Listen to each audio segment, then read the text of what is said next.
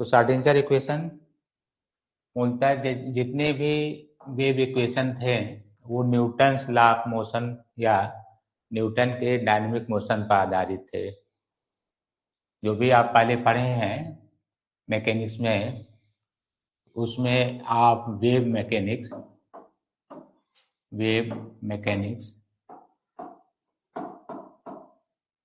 तो इसमें all types of dynamic motion,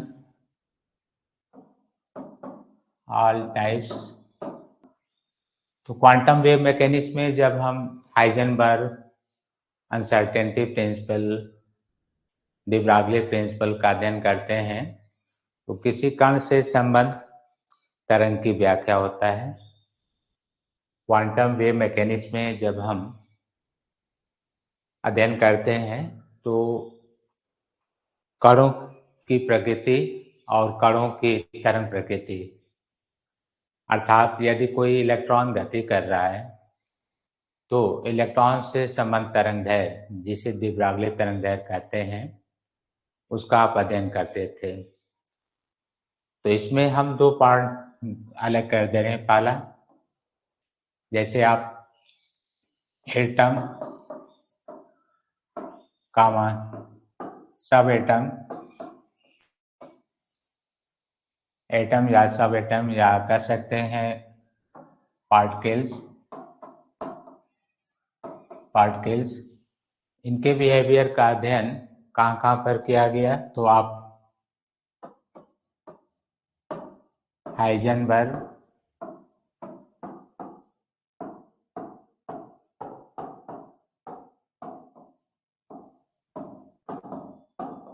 uncertainty principle, जिसमें इलेक्ट्रॉन की स्थिति और उसमें अनिश्चितता का निर्धारण प्रोबेबिलिटी स्टेट द्वारा किया गया, फ्लेक्टा द्वारा किया गया था। हाइजेनबर्ग ने अनिश्चितता का सिद्धांत प्रयोक्ता के माध्यम से की थी, जिसमें पोजीशन और मोमेंटम का multiplication greater than equal to h/4π आप लिखते हैं। तो ये सारी व्याख्याएं जो है पार्टिकल से रिलेटेड था। जैसे जो आप पढ़ते थे del x into del p greater than equal to h/4π या h/2। तो ये जितने भी व्याख्या थे वो सब पोजीशन भी था तो पार्टिकल का था, वेव था तो पार्टिकल का था, और साथ में आप इनके साथ de Broglie wave related with particle आपने पढ़ा, विथ पार्टिकल। तो इन्होंने दिया जिसमें तरंग और कण दोनों प्रकृति को लेकर मिक्स्ड कर दिया, जिसको आप मैट्रिक, इस तरह से मैट्रिक मैकेनिक्स कहते हैं।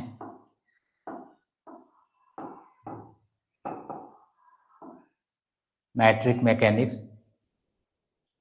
इस तरह से इसको आप रीड करते हैं, मैट्रिक मैकेनिक्स। तो इसका मतलब होगा कि वहां पर उस कण की उपस्थिति, सही अगर हम पोजीशन कहें एक्स वाई जेड पर या आर पर, जैसे एक्स वाई जेड ये स्पेसिफिक पोजीशन है जिस पर साई की वैल्यू 0 है, अर्थात इसका क्या अर्थ होगा कि वहां पर कण अनुपस्थित है। Probability of finding of momentum और kinetic energy at the point equal to 0। तो कहीं पर साई की वैल्यू अगर 0 है तो कण की उपस्थिति भी क्या होगी? 0 होगी।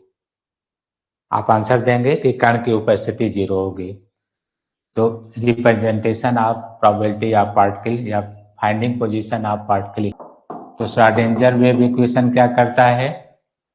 तो कण और तरंग को मिक्स करता है, कण और तरंग को मिक्स करता है और उसमें उनकी पोजीशन, जैसे आर लिख रहे हैं, पोजीशन, मोमेंटम, एनर्जी जैसे कि काइनेटिक एनर्जी, और साथ में काइनेटिक को हम के लिख दे रहे हैं, काइनेटिक एनर्जी और पोटेंशियल एनर्जी, इनमें आपस में रिलेशन बताता है।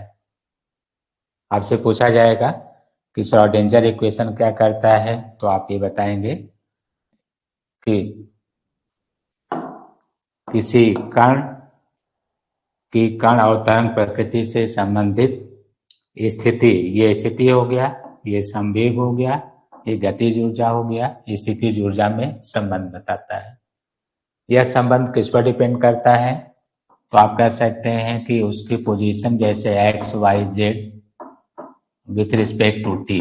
तो जब हम पोजीशन को एक्स के टर्म में या वाई या जेड या आर भी कह सकते हैं, आर और टी के रिस्पेक्ट में व्यक्त करते हैं, तो ये मिक्स होता है। लेकिन जब हम केवल आर के टर्म में तो उसको टाइम इंडिपेंडेंट कहते हैं, केवल टी के टर्म में तो उसको हम टाइम डिपेंडेंट करते हैं। तो श्रोडिंगर इक्वेशन की व्याख्या हम लोग दो तरह से करते हैं, एक पोजीशन को लेते हुए टाइम को गायब कर देते हैं, एक बार टाइम को लेते हुए पोजीशन को हटा देते हैं।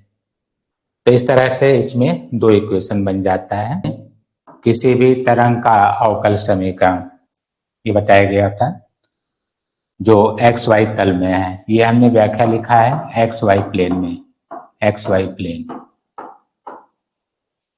तो देखिए इसमें टाइम का भी है और पोजीशन दोनों का है।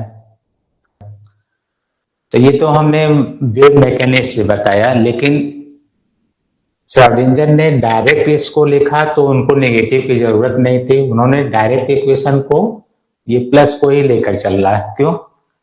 ये पूरे स्पेस में ये प्लस माइनस हम लोग दोनों लिखते हैं ना, ऐसे लिखते हैं। जो कॉमन इक्वेशन आप हम लिखते हैं वो इस तरह से लिखते हैं, y equal to A sine omega T plus minus K X. अगर कोई फेज एंगल भी है तो प्लस फाइव भी जोड़ते हैं, ऐसे भी लिखते हैं। तो उन्होंने जब इसको उठाया जैसे प्लस का, तो क्या बन जाएगा, y equal to A sine K X, ये आ जाएगा। अगर हम इसी को कैपिटल में लिख दें साई, तो ये साई आ गया, ए कैपिटल में कन्वर्ट कर दे रहे हैं तो sine 2 pi by lambda into X. ये आपका श्रोडिंगर वेव इक्वेशन, ये y पर है, ये x पर है, एक्स वाई प्लेन में ये पोजीशन आ गया।